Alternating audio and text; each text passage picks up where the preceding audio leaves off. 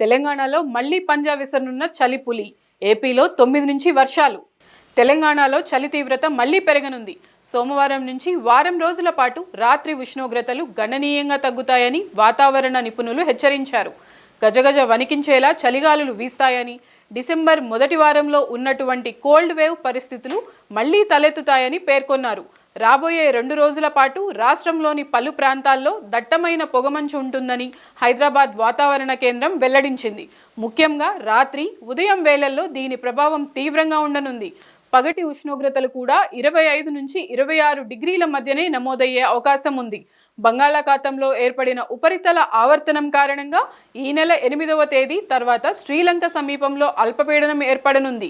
దీని ప్రభావంతో ఈ నెల 9వ తేదీ నుంచి తమిళనాడుతో పాటు ఆంధ్రప్రదేశ్లోని దక్షిణ కోస్తా, రాయలసీమ ప్రాంతాల్లో మోస్తరు వర్షాలు కురిసే అవకాశం ఉందని వాతావరణ నిపుణులు తెలిపారు.